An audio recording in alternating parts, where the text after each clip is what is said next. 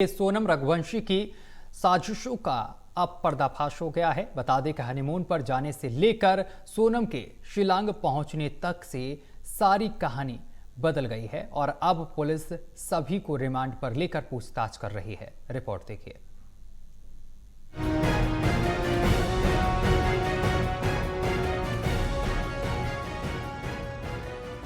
सोनम और राजा रघुवंशी केस की गुत्थी अब सुलझते जा रही है।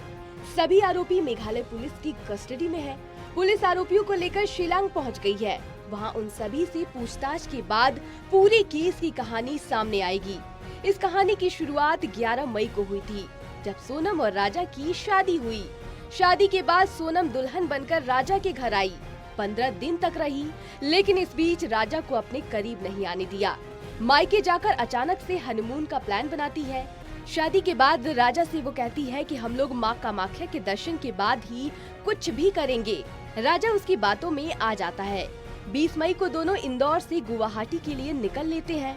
राजा और सोनम अलग अलग एयरपोर्ट पर पहुंचते हैं। वहीं 3 आरोपी ट्रेन से रवाना हो जाते हैं। गुवाहाटी पहुंचने के बाद माँ कामाख्या के दर्शन करते हैं। इसके बाद सोनम राजा को शिलांग लेकर जाती है। सोनम और राजा रघुवंशी 22 मई को शिलांग पहुंच गए। इसके साथ ही किलर भी वहां पहुंच गए थे। किलर सोनम के ठहरने की जगह से कुछ दूरी पर ठहरे थे। सोनम के फोन में नेटवर्क आ रहा था, वहीं राजा के फोन में नेटवर्क नहीं था, इसलिए सोनम के फोन से ही बात हो रही थी। 23 मई को सोनम और राजा होटल से घूमने के लिए निकलते हैं। उसका सीसीटीवी फुटेज भी मिला है। सोनम की सास उमा रघुवंशी से उसी दिन आखिरी बातचीत हुई थी। सोनम कहती है कि हम लोग सीढ़ी चढ़ रहे हैं। आज मेरा 11 का व्रत है, मैंने कुछ भी खाया नहीं है। कॉफी पिया तो उसमें दूध से ज्यादा पानी था। इसके बाद मैंने फेंक दिया। इस बातचीत के बाद परिवार से सोनम और राजा का संपर्क टूट गया। इसके बाद परिवार का राजा और सोनम से कोई संपर्क नहीं हो पा रहा था। परिवार के लोग बेचैन हो गए। लगातार संपर्क करने की कोशिश करते रहे, लेकिन उनका फोन बंद मिला।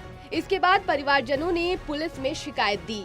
25 मई को मीडिया में खबर आई और इंदौर से हनीमून के लिए गए ट्रांसपोर्ट कारोबारी शिलांग में लापता हो गए।